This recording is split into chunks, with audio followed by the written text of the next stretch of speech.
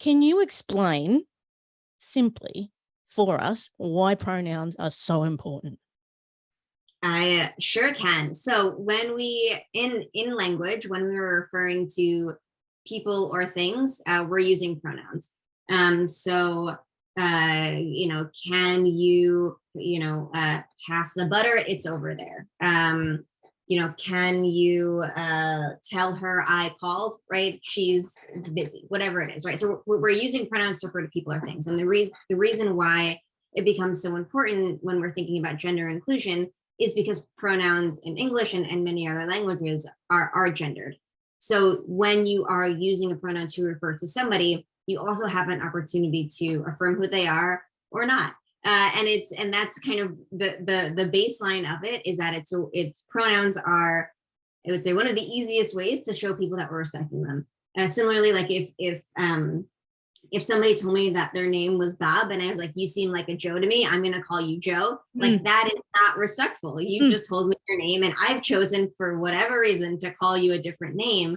It's very similar with pronouns, that if somebody tells you this pronoun relates to my gender identity, because pronouns are gendered, and this is what I want you to call me, and then somebody chooses to not do that, at a baseline, it's a respect thing, but it's important because they're gendered and that they reflect our gender identities often.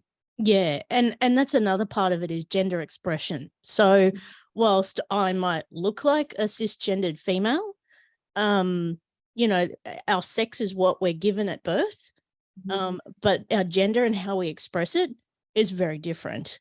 So you might use the pronouns she, her, hers for me, but it might be that I express myself as something completely different.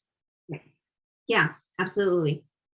And people won't know that unless I tell them, right? Exactly. So gender identity is how we're thinking about our genders in our heads when we think about ourselves and who we are. And then gender expression is how we're expressing that gender through our clothes or our body language or our hair, or really any way that somebody can express themselves. They can express themselves through gender. And sometimes that our gender identity and our gender expression align with what we were assigned, our sex assigned at birth, and sometimes it doesn't. And you're absolutely right. You can't know just by looking at somebody what their gender is, because again, our gender is what we're thinking, how we think about ourselves in our heads, and how we're identifying when we think about our own genders. I've also had people come to me who were a little bit scared about using the right pronouns for people, and if they got them wrong, and it can easily happen without even knowing. Yeah. What do you think? What's some advice you could give them to put them at ease? Yeah, it happens. It just happens. It's a thing that happens in the world, and it's completely okay to get someone's pronouns wrong.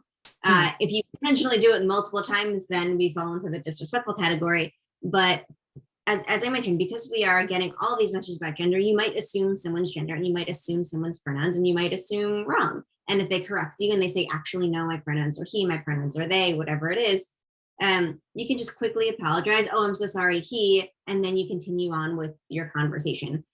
Don't overly apologize, because then when you overly apologize, it then makes it all about you. And then that's where the conversation becomes. So we can be talking about, let's say we're at work and we're talking about a deliverable that we have to do, and somebody misgenders me, and now somebody's overly apologizing, and now I have to say, no, it's okay.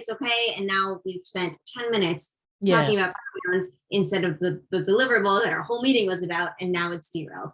So my biggest advice for that is to apologize very quickly, correct yourself, and then move on.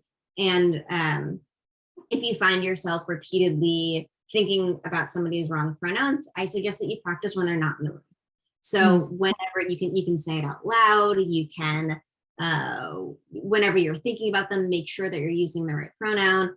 But you can practice when they're not there. So when you are in front of them, you can make sure that you're always going to use the right pronoun. And then also, obviously, it's always important, even if you're talking about them and they're not in front of you, that you're still using the pronouns that they would like you to use. And yeah, I think just consciousness.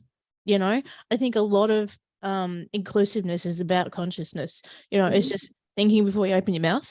and also thinking before you take action, and actually thinking about, the broader context of how any change you introduce into a workplace is going to impact someone. So, it might be you move into a brand new office, but you don't have any unisex bathrooms or anything like that.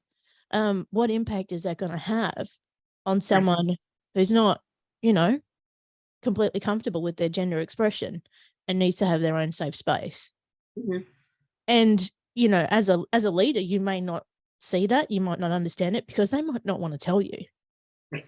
And I think this is where we actually need to be more aware, conscious, and take those steps to think about, there are people like that in our workplace.